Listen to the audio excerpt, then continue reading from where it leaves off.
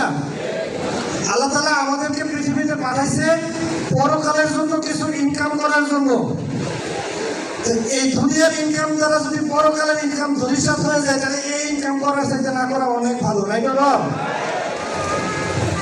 খুবই ইম্পর্টেন্ট একটা প্রশ্ন। দেখেন, হারাম হালালের বিষয়টা এখানে কিছু বিষয় আছে, আপনি যদি একটু থিঙ্কিং করেন তাহলে আপনি বুঝতে পারবেন। আল্লাহ তাআলা সুদকে হারাম করেছে, ব্যবসাকে হালাল করেছে, রাইট অর রং? সুদ কেন হারাম? সুদ হারাম কেন? কারণ সুদ দ্বারা একটা পক্ষ সবসময় ক্ষতিগ্রস্ত হয়, ঠিক না?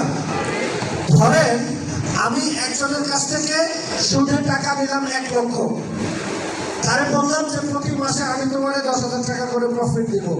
এখন এই 1 লক্ষ টাকা আমি একটা বিজনেসে ইনভেস্ট করলাম, সেখান থেকে ওই মাসে আমার 10,000 টাকা প্রফিট হলো না, আর যার কাছ থেকে আমি টাকাটা নিয়েছি তাকে কি প্রফিটটা দিতে হবে না? তাহলে আমি কি ক্ষতিগ্রস্ত হলাম না?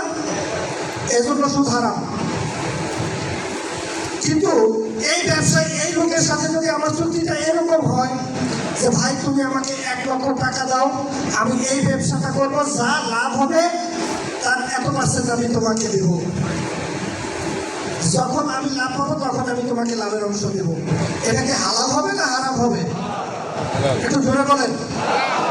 হালাল হবে না? আচ্ছা, বিটে কিন্তু সেই কাজটা করছে। আপনি ক্লাব মেম্বার হয়েছেন, বিটে কি বলেছে যে আপনি ক্লাব মেম্বার হলে 2 মাস পরে আপনি বোনাস পাবেন? বলেছে? কি বলেছে? আপনার নিচে 3 জন ব্যক্তি ক্লাব মেম্বার হলে আপনি 200 টাকা পাবেন, রাইট অর রং? 3 জন ব্যক্তি যতক্ষণ না হবে ততক্ষণ পাবেন। আর 3 জন ব্যক্তি হলে বিটেকে বোনাস ফান্ডে 600 টাকা ঢুকবে।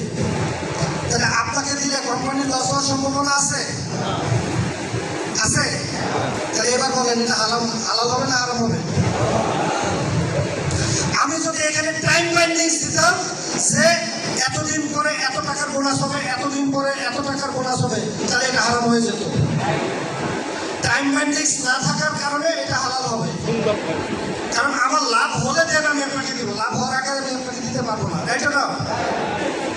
তাহলে এখানে আপনিও ক্ষতিগ্রস্ত হওয়ার চান্স নেই, কোম্পানিও ক্ষতিগ্রস্ত হওয়ার চান্স নাই।